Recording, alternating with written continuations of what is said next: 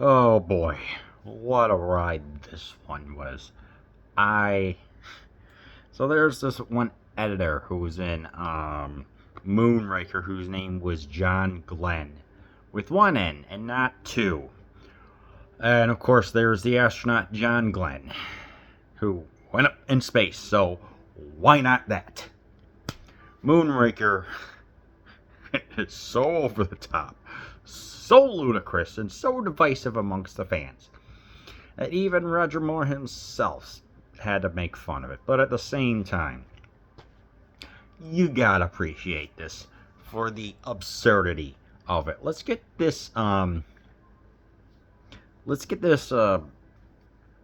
rocket that's attached to an airplane called a Moonraker, which is also called the highest point of a ship, by the way.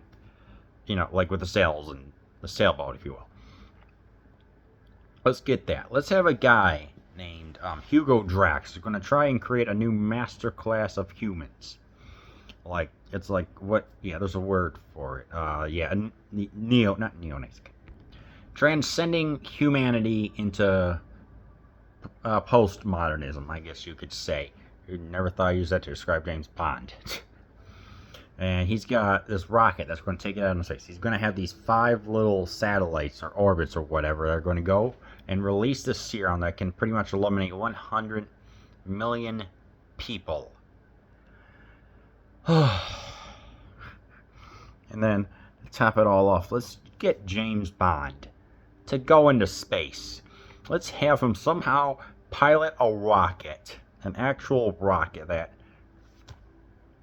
General, if you're watching this, you need to see this movie. Let's have Bond control a rocket. And what can't this man? He's freaking superhuman.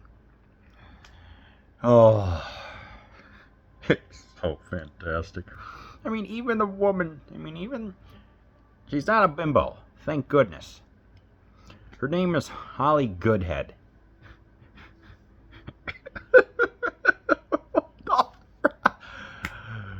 Oh. So I had some issues with the previous one. It was boring. It was just boring to me. I thought it was just not that great. And now we get something that's the complete opposite. Yes. Oh, what makes this movie work? So many things. The return of the gadgets. Yes. Thank you. The return of the gadgets. The locales. We don't just get one. We go all over the dang place. We go to Rio de Janeiro. Of course, we go to Rio. We go to England. We go into outer space, and this is what keeps the variety going. A lot of just interesting areas where the culture is respected. And one where you have to do, a little bit more digging to fully appreciate it, especially when it's Carnival over in Rio de Janeiro, River of January. And it's like, yes, I like this. I like everything that's going on here, but at the same time, some people may find this so all over the place. I mean, just chopping all over in Italy, even, I think. The Wetmobile, I think it was called. What was this? I'm sorry. There's so many legendary scenes in this movie. One, a boat chase. I know this is all over the place, but so is this movie. There's a boat chase going on. It's like, how is he going to take them out with mines? 2, he's relaxing in Italy. What happens instead?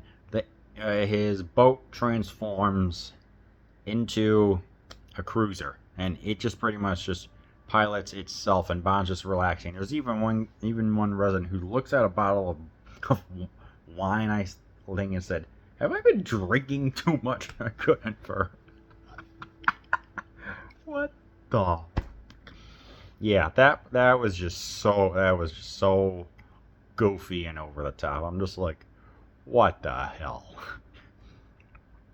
And of course, there's the legendary scene over the top. It's like, you know how with Thunderball and You Only Live Twice, they had some scenes that got cartoonish. let's just have laser guns in outer space, because Star Wars was released like a year or two ago to this, and so obviously they're capitalizing on it. It's a laser shootout in space. Even the teams are wearing different colored, like different suits. I'm like, this is so great. But of course, I mean, Jaws returns, and he was originally a bad guy, but now he becomes a good guy after meeting a lady. And it's like, wait, what? He was receiving the production team was receiving fan mail, and the director, Guy Hamilton, I think, or whatever, said, yeah, you are getting, it's like, yeah, we actually liked him because he was so strong and great and everything else in his appearance that they had him become softened over the years, which I'm like, okay then. But of course, there's the scene in Brazil where they're on the gondola, the cable car, and of course, you can even look at the clip online. Jaws bites through steel cable, manages to do it, and also the gear that's rotating, rotating the cable actually stops because it gets intimidated by Jaws. Seriously, it actually stops because there's this mountain of a man, Richard Kiel, Kiel, who just is able to just stop it. It's like this inanimate object just is intimidated. Seriously. Oh, and then of course the legendary opening scene, or the skydiving, where Bond is trying to go after someone. He gets pushed out of a plane. So does another person. They're both skydiving downwards, but it is done. The choreography is so legendary and great. It took because they could only. It took the team calculated exactly how much it would need, to get the required footage and everything else. I think it was roughly. They did 88 jumps in order to capture 2 minutes of footage. It was like they had the camera attached to a helmet. And of course, they had some dummies in the stunt team, and you can read right there on the IMDb just for the complexity of it. And I'm just thinking, yeah, it was extremely thrilling to see them just descend. What was that? Roughly, if I had to guess, 15,000 feet. Yeah, of course, product placement. Too much. 7-Up. Marlboro. British Airways. Way too much. It just, I don't know. I didn't like it. I just didn't, gosh darn, like it. It's like, why are you going to have so much product placement in what is Britain's most legendary export? I'm like, come on. Seriously, man? I don't get it. It's just, I don't know. It just didn't work for me. It's like, yeah, even in the possibility of it all, it's like, I don't know. Just, I also guess I just didn't like the when they're like going up and they're like in an ambulance or whatever, and they're both like hooked in it, like they're both restrained somehow. The bar that Bond is attached to, centerpiece breaks free. What? Manages to punch one person. Another person goes down, and they're both going down, and eventually Bond manages to send him through whatever, and he ends up going through a billboard that says British Airlines will take more care of you. Right as the dummy or whatever goes through the mouth. I'm like, yeah, I've got nothing.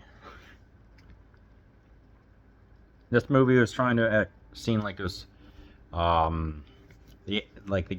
whoever played Hugo Drax, Drax, was like trying to say, hey, humanity is going to transcend itself into a new state. It's like we have this deadly poison from an orchidum. I forgot the classification. It was so rare. It was only found in one area, and he's going to release it on. He was able to produce enough to be able to kill the world's population 3 times over.